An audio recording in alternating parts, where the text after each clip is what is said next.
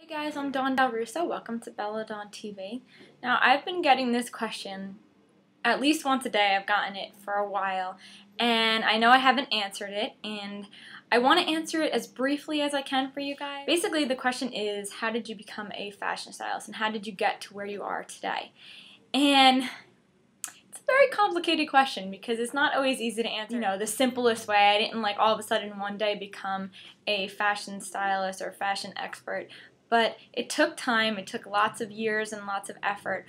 But pretty much, basically how I got started was when I graduated, I went to school for business management. I got a degree in business. I kind of always knew I wanted to start my own business, and I did know that I've always loved fashion since I was really little. I always was making clothes and changing clothes and doing all that stuff, as my family could probably tell you. So it's something I always loved. I knew fashion I loved, and I knew business. I came from an entrepreneurial background. My parents both own their own businesses, so I was really influenced by that a lot. And pretty much when I graduated college, I worked for a family business for a while just to get my feet on the ground and get used to, being in the world and working a little bit. And while I was doing that, I kind of made my plan. I put together my business plan simply. I didn't go into crazy detail. I did learn how to do it in college, being that I took business, but I didn't go crazy.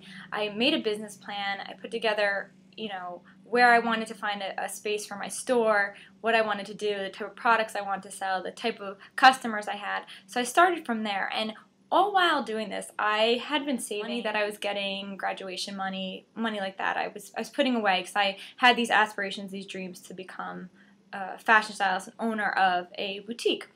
So when I was about 24, I decided it was time. I started looking for places to rent, and I knew I couldn't spend a lot. So what I did was I found a small little space in a little town in New Jersey, in Verona it was called, and I opened up my first store. And the rent wasn't that expensive, so I knew I could handle it. And right before I did that, I actually had a party at my house to kind of introduce people to the store and introduce people to what I was going to do, family and friends, and I had them invite family and friends. And I had already started working with some different clothing companies to get them in, buying their minimums of what I could of tops and skirts and stuff like that. I didn't have a lot of stuff, but I had that at my house, and I had this little in-home sale kind of thing to get me started. So I did that. It went really well, and from there I brought what was left over into the new store.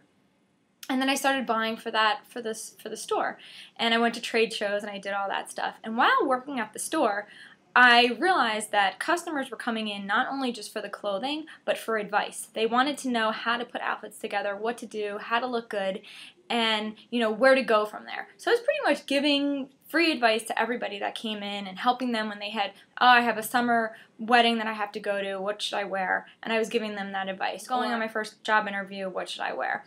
And while doing that, I started my blog, My Intimate Affair with Fashion, because I was giving these tips and I thought, why not put these tips somewhere and kind of compile them together and get them there for the people that couldn't come into the store.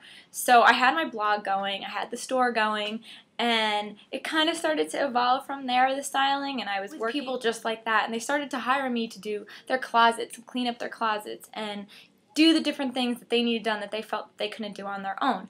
So it kind of evolved slowly with private clients, and from there, because my store started getting more known and I started getting in more magazines, I was, the first biggest thing that I got was absolutely thrilling, was to comment in InStyle Magazine and give some expert tips in InStyle Magazine. And that was like, when I got that, I didn't know what to do with myself. I was so excited. So from there, I did InStyle, Real Simple, and they kind of snowballed, because once you start to get that first one, that first interest in you, it evolves and it gets better and better. So from there, I was commenting in Life and Style magazine and all the magazines that you could think of. I was giving my style advice, my tips. And from those tips, this is like a long story, from those tips, I just kept going with it. I kind of said, all right, this is fun. I love doing it. And I started doing some photo shoots. American Baby magazine I did a photo shoot for, and I loved it. It was in the beginning, and I had been doing these other photo shoots for private customers and a couple models that I knew, and we would go on location. I'd pull the clothing because I had the opportunity from the clothing that was in my store I was able to use for the photo shoots, and also pull from some of the designers that I was already working with and showrooms that I was already working with. So it kind of went hand in hand, having the store and then having the customers, and it kind of all overlapped a little bit, and then bringing the magazines in. And the local town had a small little TV show that they were interested in having a co-host for. So I had the opportunity to do that all while doing this other stuff. So I kind of brought my styling in there. I wasn't necessarily talking about fashion on there all the time, but I did have the opportunity to kind of bring my personality to the table a little bit, and that made it fun, and the TV part is what got me really excited. I was lucky enough that Fox 5 saw one of my products on my site, bubble bands, and they came and did an interview, so that like skyrocketed so many things. You could find that interview on here too. It's really like 2004 when I did that. So these things were all kind of a little bit of luck, but then a lot of effort. I was all over the place, getting my name out as much as I can, doing as many events and talking to as many people as I can, and really getting myself out there, which is so important. I started doing a lot more photo shoots and working with a lot more models and different designers that would need styling, and kind of snowballing doing the photo shoots. And I've been doing a lot more expert advice and a lot more TV stuff. That's what is always been really my biggest goal, and the biggest thing that I wanted to get to was to be able to go and introduce myself to a huge, large audience and give all my tips and advice that way. I feel like it's so important to get it out there more than just, locally, but nationally, and put myself out there, which led me to my book. That's how I got my book. I put my book together. It took me about 2 years. All my tips that I was giving out to all my clients and all that stuff, all that fun stuff, I was giving them tips. So we put this fun little book together, all these little drawings, 101 Glam Girl Ways and Ultra Chic Lifestyle. My book helped do a lot more of the, basically an overall picture of how I got started and became a fashion stylist. I know you guys have been asking. I did go to Parsons a little bit and took some fashion design classes and merchandising, which helped. I think learning is always so important. Always learning, always trying to find out more. I've learned about photography. I've tried to learn a little bit about everything. So I think that's in this world, especially in the fashion industry, you need to know everything. You can't not know. You have to. I've been doing for about 2 years now these online virtual classes talking about how to become a fashion stylist, because I realized so many girls were looking for that advice, and they really wanted to know, what do you do? I mean, what do you do? And they didn't want just like that overall, just go out there and get your name out there. Wanted the nitty-gritty, wanted the details.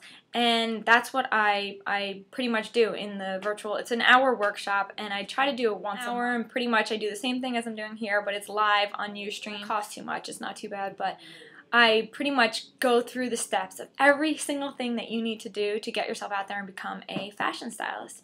So it's something interesting, and if you guys wanted, more than just this, you could check that out too.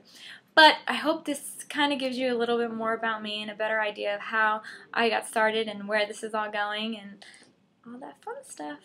If you guys have any questions, I'm always here. You can comment. You can find me on Twitter /Dawn Del Russo, belladone.com for some shopping, or for more about me, dawndelrusso.com. I'll see you guys soon. Have a great day. Bye.